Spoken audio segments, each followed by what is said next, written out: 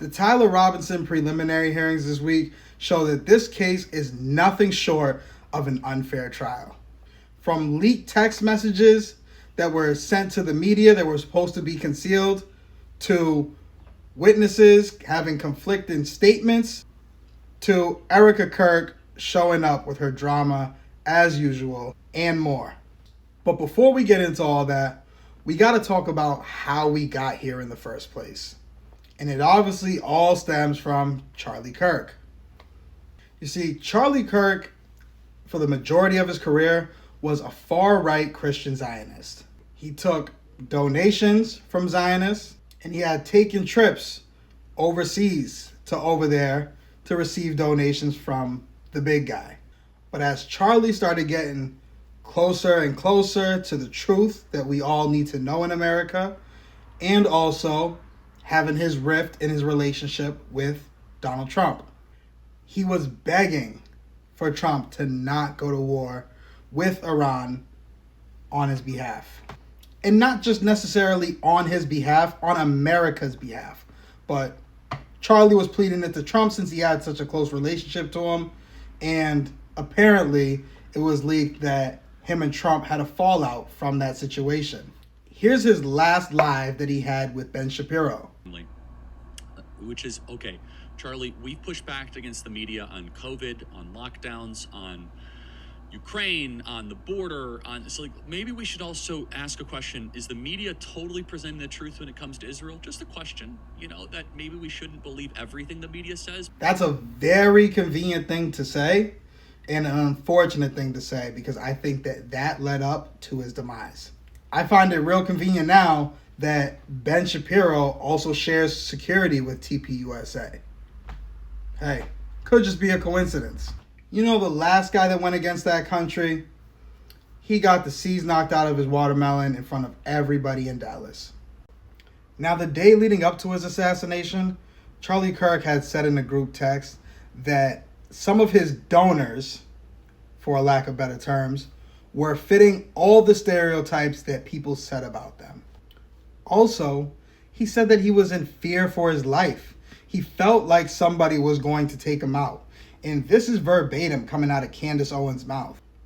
And she was probably one of Charlie's closest friends. So if anybody has any type of validity in secondhand accounts of what Charlie said, it would be Candace. Now, Erica Kirk, his alleged wife that's supposed to love him so much, said that the day or the night before that he passed, that she told him to go sleep in their daughter's room.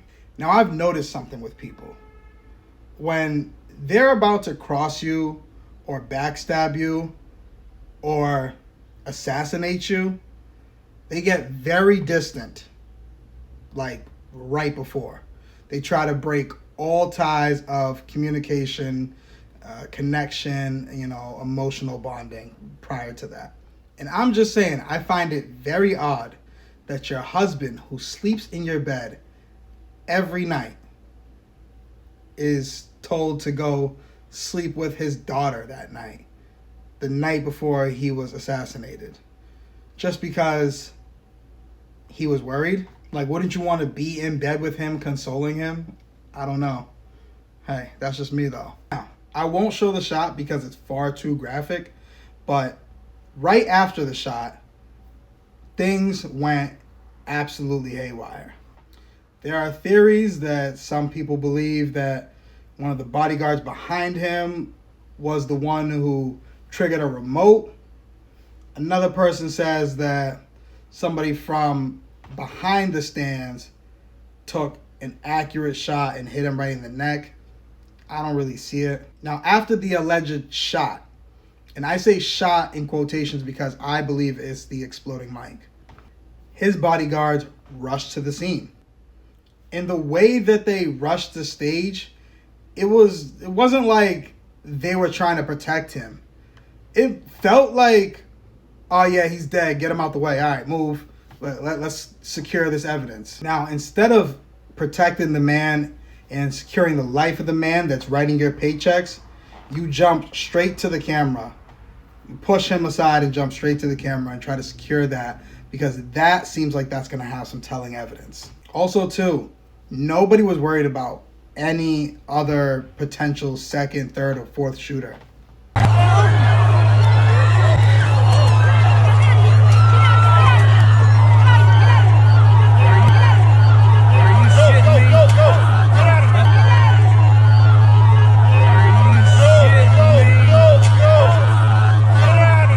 Also, too, there was another person in the crowd who was screaming that he had done the shooting.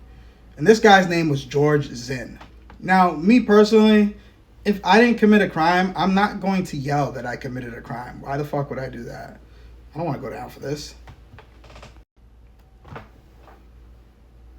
But George Zinn also just so happens to be at the right place at the right time in the wrong moments of history, especially American history.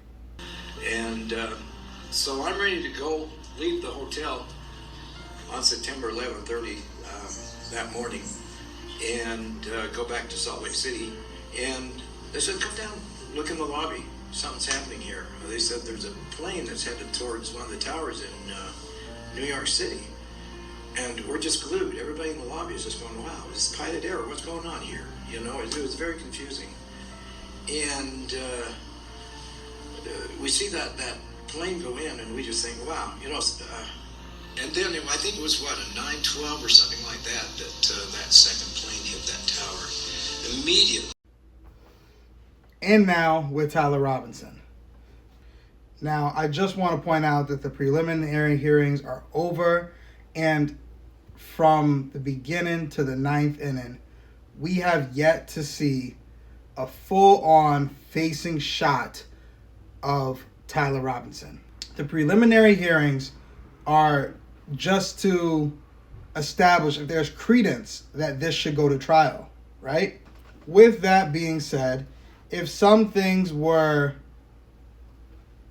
enough to bring to trial, wouldn't you bring something like gunshot residue?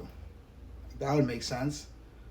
Or wouldn't you bring something like a camera facing shot of like his face on campus that day? We have yet to see that. The prosecution has brought a couple things forward. They brought a picture of Tyler Robinson in a parking garage. You can see it here. And that most definitely, absolutely doesn't show us shit. You know, the only time that we've actually even seen a picture of Tyler Robinson on the day of the Charlie Kirk assassination was him at a Dairy Queen. We have another shot of him in a stairwell, still not showing his face.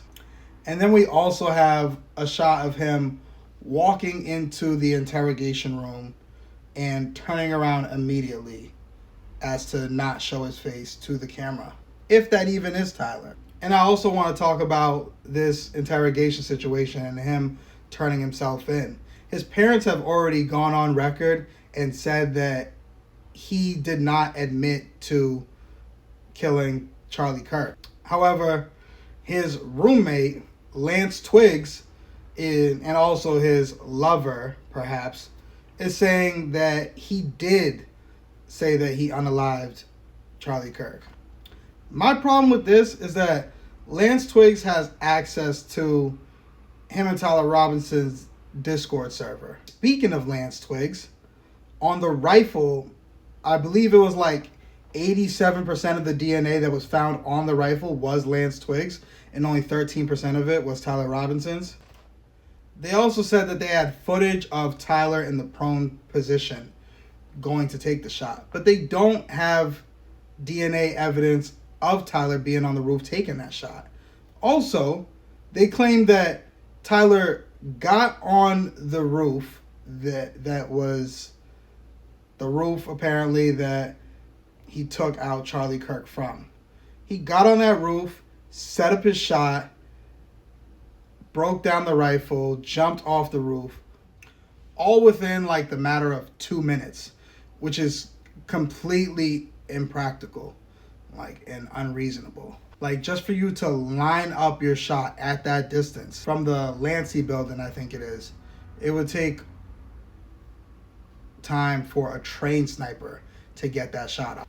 Also, too, we can't forget that Tyler Robinson was in a fucking CIA incubation tank for young college grads. Tyler Robinson graduated at the top of his class, got enrolled into Utah State University, and he joined a program called CAI, the Center for Anticipatory Intelligence. This was all before Tyler had dropped out of school.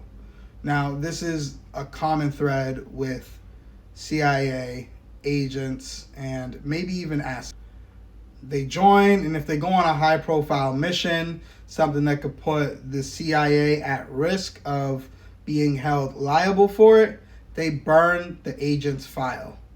From what we've seen, the problem with the Center for Anticipatory Intelligence program is that this was ran by CIA agents, or CIA officers, if you will. You have officers Jeannie Johnson and Matt Barrett, who are also both CIA officers, amongst a few other military-industrial complex members. So it just seems funny to me that, similarly to Lee Harvey Oswald, Tyler Robinson had very close run-ins with the CIA. Lee Harvey Oswald was an agent himself, but that's another story for another day.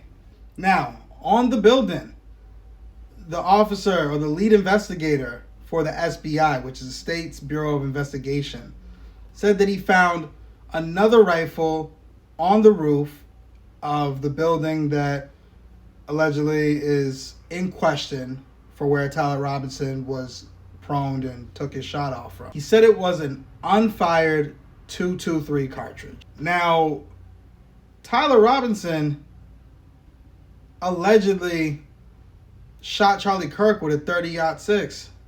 That's the story that they were running with. Where does an unfired .223 cartridge come from, and why didn't you mention that beforehand?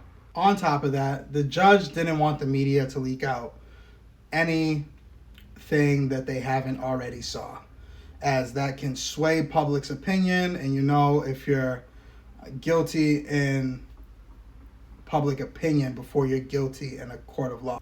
But somehow the prosecution gets messages that very well could have been tampered with between Lance Twiggs and Tyler out to the public. And now Tyler does not want to take the stand, and shit, I don't blame him. They are trying to railroad that boy, and I honestly think they're going to pull a Lee Harvey and a Jack Ruby on him. That's where we are today. This case is going to go to trial, in my honest opinion. But it's still free Tyler, and if you didn't know, at least Ace knows. Do me a favor so we can help grow this channel. Please like, subscribe, and hype this video. This will help push the channel so we can grow, get out there, spread more truth, and keep these breakdowns going. And I'll see you in the next one.